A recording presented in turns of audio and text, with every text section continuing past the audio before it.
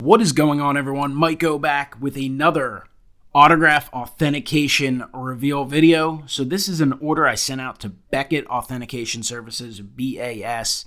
I'm not someone who's used Beckett in quite a while, just not a huge fan of their slabs, not a huge fan of their flip, and quite honestly, not a big fan of their grading scale. I do completely respect their autograph authentication department, and I think they're absolutely on par with PSA. Again, given the choice, I like the PSA holders better, so that's what I've always used. But just sometimes it's not worth it between the amount of time it takes PSA to log their orders, the amount of time it takes PSA to complete their orders, and the prices is something you have to take into consideration, especially with lower end cards, lower value cards overall. So Beckett had a special during spring training and made up an order, sent it to him at the end of March, right as it expired. They logged it very quickly, and it was a 30 business day turnaround, and I think they were right on par with that. I didn't do the absolute calculation, but it was right around there. So I was happy with that. So we got 31 cards here. They're all Phillies. Majority of them are for the collection. Some I did get done that I will end up selling, making available. Not that I wouldn't love to keep them all, but obviously a lot of expenses involved. And the ones I'll sell will be players that I have, dozens of autographs of. So let's take a look at the order here. First card is a 1996 SP Lenny Dykstra. Authentic autograph. Cool looking card. Lenny Dykstra, just a beast for the Phillies in the early 90s. Had several really good seasons. Obviously well known as well for his time in New York with the Mets. For the 86 Mets team. Runner-up for MVP in 1993. Lost out to Barry Bonds. And was very good in the playoffs as the Phillies won the pennant. Definitely a character off the field. So, overall, these cases look okay. I do like that they will put the information on the flip. They don't have, the game that PSA plays with trading card versus the card version.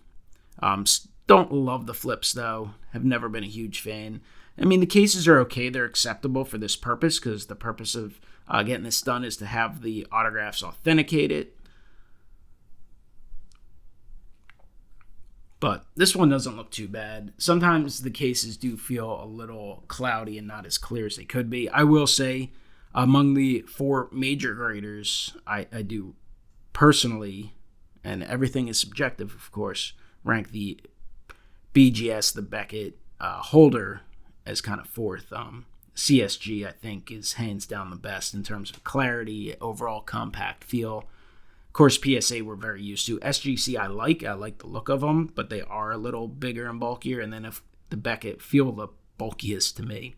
This is a 94 Collector's Edge Lenny Dykstra.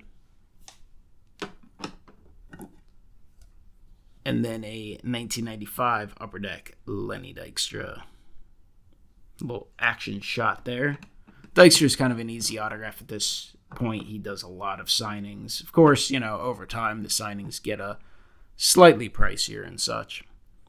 1994 Upper Deck All-Time Heroes Johnny Callison, fan favorite in Philadelphia. Hit a home run in the All-Star game way back in the day. I know people love to talk about that 1964 All-Star game. So cool, Johnny Callison. Shout out to Hitman 23, who's been picking up some Johnny Callison playing day cards.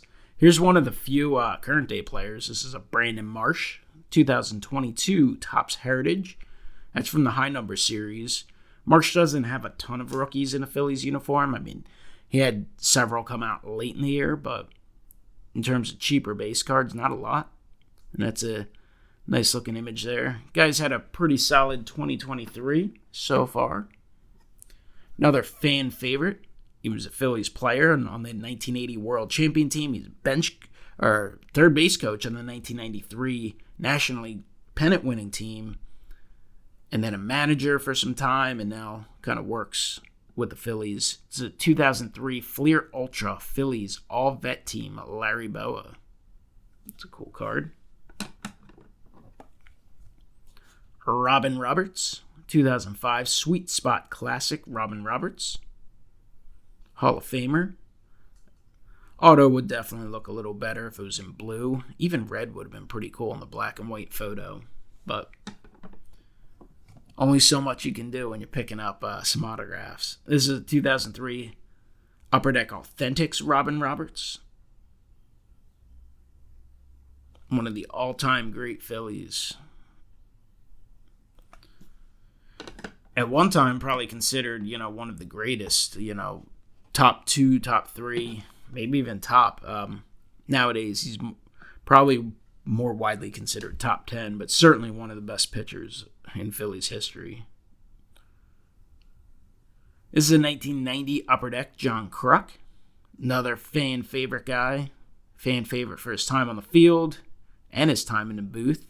Works with the Phillies. Nice signature there. All right, Dale Murphy. 1992 Upper Deck Dale Murphy.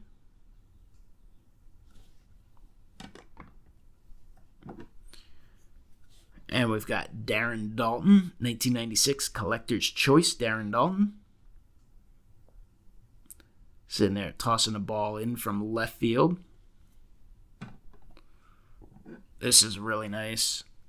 2003 Fleer Ultra Phillies All-Vet Team. That was a cool set they put out last year of Veterans Stadium. Darren Dalton. Sponsored by Tasty Cake and MAB Paints. Dalton, the undisputed leader of the 1993 Phillies. There's another nice one. 1989 Upper Deck. Classic set.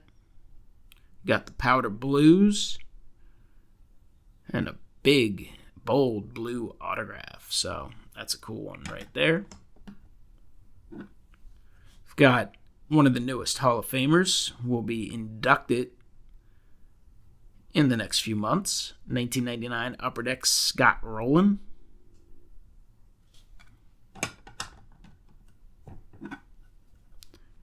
And a 1999 Upper Deck MVP Scott Rowland. Unbelievable fielder. If you like defensive play, if you respect the game, and you're kind of into everything, not just, the home runs and who's hot, hop on YouTube, watch some defensive highlights of Scott Rowland. Here's a 1995 Collector's Choice Darren Dalton. That is a huge autograph. Super cool there. 1999 Upper Deck Victory Scott Rowland.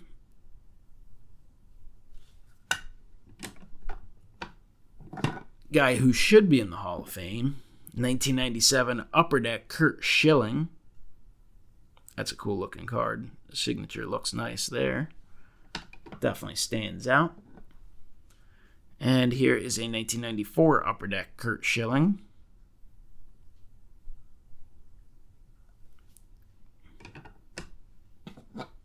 And final Kurt Schilling, 1995 Upper Deck Kurt Schilling. All right, and now this is where we get fun. Most people probably not going to recognize most of these names. To my hardcore Phillies friends, probably be a few laughs in here. All right, we've got a 2002 Phillies Nabisco Acme kind of promotional set they put out. Jose Santiago. Super cool. I wish they did more of this type of stuff. I'm guessing now with the Fanatics deal, you're not going to see these little, local exclusives unless maybe Fanatics sponsors the stuff. But I think they'd be wise to do that because I think it's cool when you get, current players like Jose Santiago. Most people probably don't remember him. But in the time, people like getting the cards, getting them signed, stuff like that. And would love to see that, for the current day teams. But Jose Santiago, reliever for the Phils for a short time. Had a big league career that spanned a while. So, first Jose Santiago authenticated autograph in the collection. Shout out Pepino Man here. 1989 Upper Deck Steve Jeltz. Steve Jeltz auto. I'm sure the person at Beckett was like, really? But that's a nice card there. All right, here's, I guess, a more well-known Steve Bedrock Bedrosian, Cy Young Award winner for the Phils, 1989 Upper Deck. Sweet card there. Shout out to Ed's brother, his all-time favorite Philly, 1997 Upper Deck, Ricky Otero. Ricky Otero, light-hitting outfielder. I believe this is his full stat line for his career. I don't think he played beyond 96. I think he only played 2 years. He may have played in 97 as well. I could be mistaken, but obviously in 1995 with the Mets had very little success at the plate, and then actually wasn't terrible for the Phillies in 1996. Like I said, if anything, he may have played briefly in 97 as well, and then that was kind of a wrap on the major league career. Not the best auto here, very light, kind of a little bit of bleeding, but you're not going to get many choices with Ricky Otero. You kind of take what you can get. Here's a Kim Batiste. He was a member of the 93 Phillies. Actually, I already have a few of him, PSA DNA. So this is one I might put up for sale on eBay. 93 Phillies, their stuff does sell. Obviously, the top guys are going to sell a little better, but Kim Batiste, he's no longer around. And, some people like to build those kind of full team sets and such. So it's a cool one there. This is a sweet-looking card. I know this is one of Wesker Griff's all-time favorites. I'd say, I think it's his favorite backup catcher of all time for sure. 2007 Phillies Upper Deck Alumni Night, Chris Coast. I don't know, unless his boy Andy Knapp beat him out, which I don't think he did. Chris Coast, member of the 08 World Champion Phillies, the 09 National League Champion Phillies, and just a great story. A 30-plus-year-old guy who finally made the major leagues and then had some success. I mean, next thing you know, he was starting DH one game in the World Series in 2009. So pretty cool, really cool story. Also, shout out to Destemic, one of his North Dakota guys. 2003 Upper Deck Amari Telemaco. Amari Telemaco once had a huge start on ESPN Sunday Night Baseball. Here's a great image at the Vet. I think this might be Amari Telemaco's only Phillies card. He does have cards for other teams. He might have another kind of oddball or in some other set, but it was one of the few I could find. Obviously, he had that one really good game that I mentioned, but outside of that, struggled quite a bit for the Phillies. Those ERAs were pretty darn high, so I guess his best year was there in 1998 with the Cubs and Diamondbacks. But cool one to have there. Al Holland. This is 1984 Topps Al Holland autograph. Now, I have no memories of watching Al Holland pitch or anything, but he was on the mound when the Phils clinched the 1983 pennant, so obviously he made an impact on the franchise and had some really good years back end of the bullpen, so pretty cool one there. Nice signature as well. Rico Brogna, 1999 Upper Deck victory. Rico Brogna had a nice little career. Pretty popular player with the New York Mets. Came to Philadelphia. Was really good for the Phillies. Defensively, he was a wizard over at first base. Really, really good. Of course, first base isn't considered a defensive position. He was solid offensively. He just, in those times, he would have 20 homers, 100 RBIs, hit like 260, 270. But those were in the height of the steroid days where you wanted 40 home runs out of your first baseman. So he was with the Phillies for a few years and then moved on. And now he's with Boston for a little while. Not sure how much he played after that, but you can see a couple 20 home run seasons there for the Mets, the Phillies. Solid player. Rico Brogna. Bob Lewis, what up? Von Hayes, 1988 Topps Von Hayes autograph. I mean, if you got a reference on Always Sunny in Philadelphia, you pretty much made it. So, I mean, this Von Hayes, awesome. Also, one of my favorites, like when I was really young. I remember, just really liking Von Hayes, left-handed hitter, you're 8 years old, you're going to look up to guys like that. And overall, I mean, he had a good, solid career with the Phillies. He was not a bad player. Was he the superstar many thought he might be when he was acquired in the monster trade? For, as you can see, 1, 2, 3, 4, 5 players. No, not quite that, but, had a really solid big league career. So, cool Von Hayes there. And final card is a 1994 Flair, Jeff Juden. Jeff Juden, once a big prospect for the Houston Astros. He was acquired, I believe, in the Mitch Williams trade. There you can see 1990 in the minors, 10-1, 2.27 ERA. Kind of struggled in the big leagues with the Astros and came to the Phillies and pretty much struggled with them as well.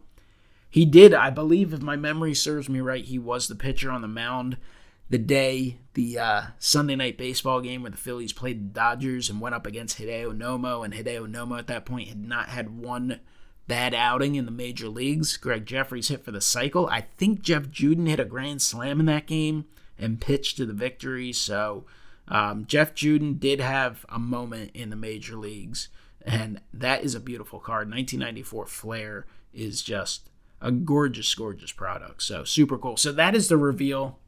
Kind of half names that you might somewhat expect from a Phillies collector, and then a group of guys that, just bring back some sort of memories or cool cards or did something that they belong in the collection.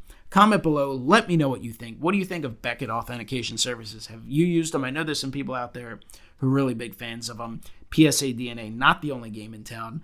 I'll continue to send some stuff from time to time to PSA DNA, but based on recent experiences and such, probably going to be doing that a little less. Not that I've been doing as much with the raw autographs as of late anyway, but it's just nice always to use other services and kind of see what they have to offer and whether you're happy with those opportunities and the process. And I've seen it with autograph grading, and I love the fact now that I feel comfortable sending stuff to CSG, SGC, and PSA, and then, having different avenues for autographs. Anyway, let me know what you think down below, and I will talk to you next time. Have a great one.